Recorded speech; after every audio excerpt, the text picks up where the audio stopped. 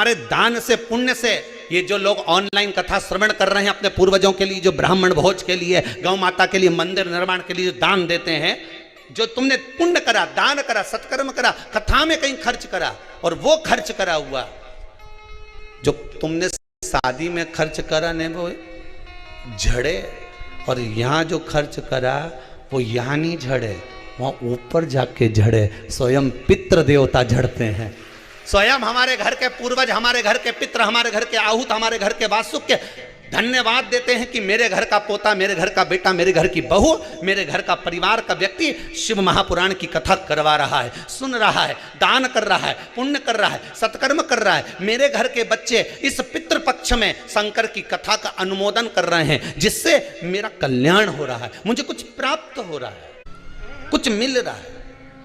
आपकी बुद्धि जैसी होगी, चित्तवृत्ति जैसी होगी, वैसा हमें प्राप्त हो रहा है, वैसा हमें मिल रहा है। पहली रोटी गाय को दे दो। 16 श्राद्ध में, श्राद्ध पक्ष में जो लोग गया जी नहीं जा सकते, ब्रह्म कपाली करने नहीं जा सकते, किसी जलाशय पर जाकर तर्पण तिलांजलि नहीं कर सकते, तो गरुड़ पुराण कहती है 16 श्राद्ध में 16 दिन तक गया फाल्गुन नदी का पूरा पुण्य, गया सुर का मुख का, हस्त कमल का पूरा पुण्य गाय माता के मुख में आकर विराजमान हो जाता है।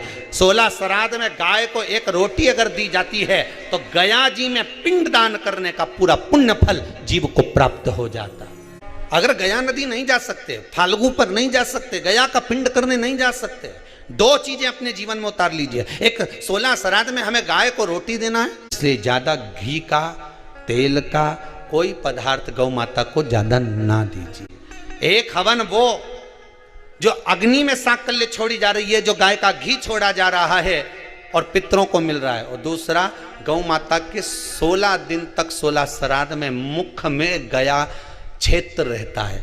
गया जी और ब्रह्म कपाली के पिंड का दान पुण्य अगर कहीं प्राप्त करना है तो गाय के मुख में। क्यों दी जाता कौवा को भोजन? श्राद्ध पक्ष में कौवे को भोजन क्यों दिया जाता है? क्यों छत पर ले जाकर रोटी का टुकड़ा डालते हैं? काशी, कांची, अवंतिका, अयोध्या आदि जितने पावन क्षेत्र हैं, जगन्नाथ, द्वारका, रामेश्वरम, बद्री नारायण, जितने जितने पुण्यशाली क्षेत्र हैं, मथुरा आदि जितने, वृंदावन आदि जितने पुण्य क्षेत्र हैं, शिव महापुराण की कथा में, स्कंद पुराण में लिखा है कि जितने पुण्यशाली क्षेत्र हैं, सारे पुण्यशाली क्षेत्र, चाहे चित्रकूट हो, अयोध्या हो, काशी हो, उज्जैनी हो, त्र्यंबकेश्वर हो, जितने पुण्यशाली क्षेत्र हैं, सारे पुण्यशाली क्षेत्र में पिंडदान होता है। बोलो मालूम है कि नहीं आपको? मालूम? सब दूर तर्पण होता है, सभी जगह पिंड होता है, सभी जगह तर्पण होगा, पिंड होगा। तो श्राद्ध पक्ष में तुम इतनी सारी जगह जाकर तर्पण कर सकते हो क्या? जम के बोलिए, नहीं कर सकते। इतनी सारी जगह जाकर पुण्य कर सकते हो क्या? नहीं कर सकते। इतनी सारी जगह जाकर तुम ब्राह्मण को भोजन करा सकते हो क्या? नहीं। इतनी सारी जगह जाकर ना पिंड दे सकते, ना तर्पण कर सकते, ना पुण्य कर सकते। अब ये 16 दिन में इतने तीर्थ कितने हजारों में तीर्थ, इतने तीर्थ में जाकर कहां पुण्य करोगे, कहां पिंड दोगे? तो उसका एक निर्णय निकाल दिया कि पितरों के देवता आर्यमा कौवे पर बैठते हैं। काय पे बैठते हैं? कौवे पर।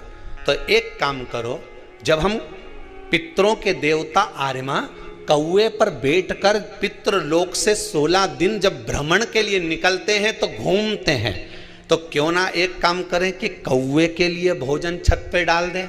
हमारे छत का कौवा जब अन्न का भाग ग्रहण करेगा, पितरों के देवता को बिठाकर जब घूमने के लिए निकलेगा, तो जहां जहां घूमने जाएगा, जब जब बीच में कोई तीर्थ पड़ जाएगा, तो वहां के पिंडदान का फल हमको मिल जाएगा। इसलिए कौवे को भोजन कराया जाता है। कुंवारी अवस्था में मरने वाले जीव जो गर्भस्थ मर जाएं या कुंवारी अवस्था में चले जाएं,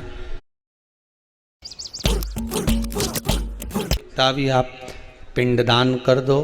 कितना भी इनके लिए आप ब्राह्मण भोज करा दो, इनका कल्याण जब तक नहीं है, जब तक घर का कोई एक व्यक्ति, 2 व्यक्ति जो भी हैं घर में, वो शिव महापुराण की कथा ना सुन ले। और एक बात बहुत ध्यान दीजिएगा, बाबा ने तो कृपा करी है कि श्राद्ध पक्ष में शिव महापुराण की कथा सुनने को मिल रही है, श्राद्ध पक्ष में।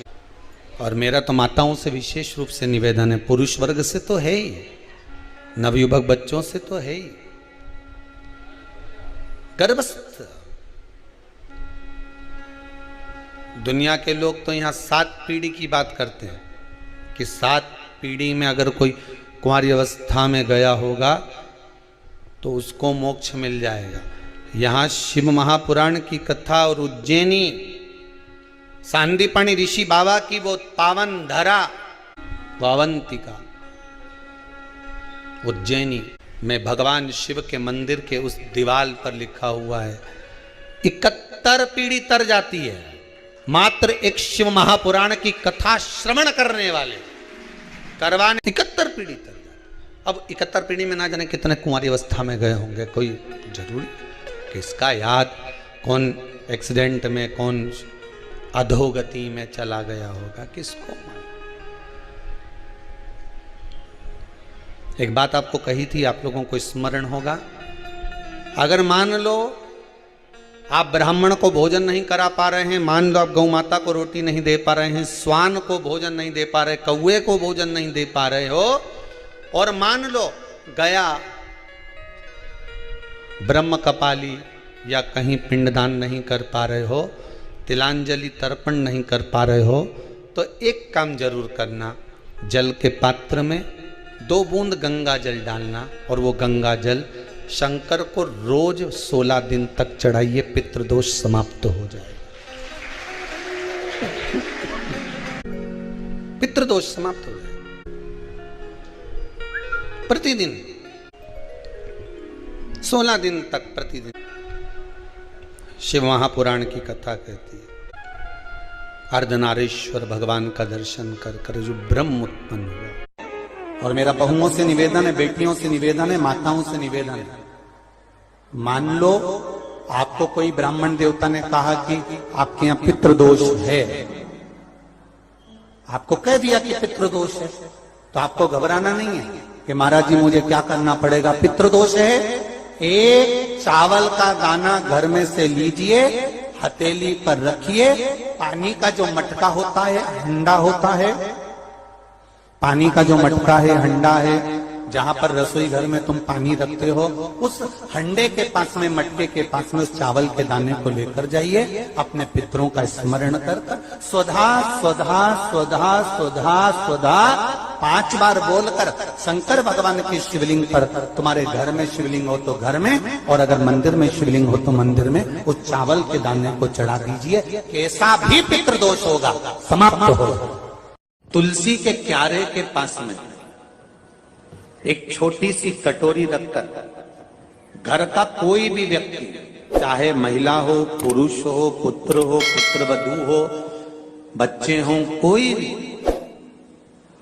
हथेली में गंगा जल लेकर अपने पूर्वजों का स्मरण कर कर, और वो गंगा जल काशी विश्वनाथ के नाम से अपने पूर्वजों का नाम लेकर वो कटोरी में अगर 5 बार या 7 बार छोड़ देता है, तो उसके पूर्वजों को पिंडदान और तर्पण की जरूरत नहीं पड़ती, उनको मोक्ष प्राप्त। महाराज 3 जगह पर चढ़ाया हुआ पानी आपने भूल से भी अगर चढ़ाया हुआ है, पीपल के वृक्ष के नीचे, दूसरा बोलते जाओ बेलपत्री के वृक्ष के नीचे, और तीसरा आंवले के वृक्ष के नीचे, ये 3 जगह पर अगर आपने जल चढ़ाया है, तो आप अगर भूल से तिथि भी भूल गए, भोजन नहीं करा पाए, ब्राह्मण भोज नहीं करा पाए, तर्पण नहीं कर पाए, पिंड नहीं कर पाए, तो ये 3 जगह चढ़ाया हुआ जल हमारे पूर्वजों को श्राद्ध पक्ष में भी प्राप्त हो जाता है। आपका 3 जगह अमावस्या पड़ती है, चावल की कटोरी में एक कपूर का टुकड़ा रख दीजिए, छोटा सा,